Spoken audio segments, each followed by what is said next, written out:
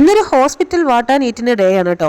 രാവിലെ 7 മണിക്ക് ഒരു ഗ്ലാസ് ചായയും കൂടെ ഒരു 2-3 ബിസ്ക്കറ്റും കൂടെ വാരിപ്പറക്കി ഇട്ടിട്ടുണ്ട് കേട്ടോ.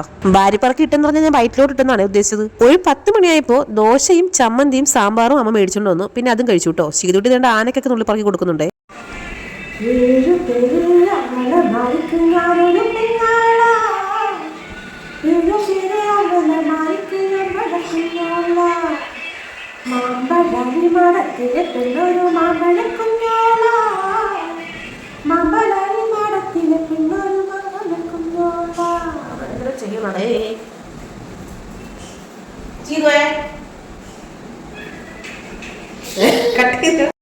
ഈ വിശ്രമവേളകൾ ആനന്ദകരമാക്കാനെന്ന് പറയുന്ന പോലെ ഉച്ചയ്ക്ക് ചോറ് കഴിക്കാൻ വയ്യാത്തതുകൊണ്ട് ഞാനൊരു പാട്ടൊക്കെ പാടി ലിറിക്സ് ഒക്കെ നന്നായിട്ട് തിരിച്ചിട്ടുണ്ട്. അതുകൊണ്ടാണെന്നുകൊണ്ട് ചീതുട്ടി വന്ന് കിടന്നപ്പോൾ നല്ല ഇടി വന്നിട്ടുണ്ട് കേട്ടോ എനിക്ക്.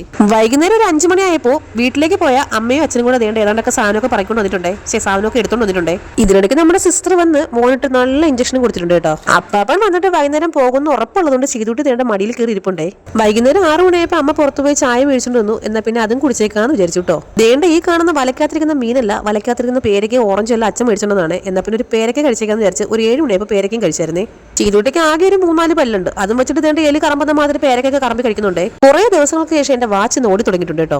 രാത്രിയിൽ ഒരു 10 മണിയായപ്പോൾ അമ്മ വീട്ടിൽ നിന്ന് ചപ്പാത്തിയും മീൻ വറുത്തതും മീൻ കറിയൊക്കെ കൊണ്ടുവന്നിട്ടുണ്ടായിരുന്നു. എന്നാ പിന്നെ അതും അങ്ങോട്ട് കഴിച്ചേക്കാന്ന് വിചാരിച്ചു കേട്ടോ. ചാനൽ ഒന്ന് സബ്സ്ക്രൈബ് ചെയ്തേക്കണേ. ടാറ്റാ.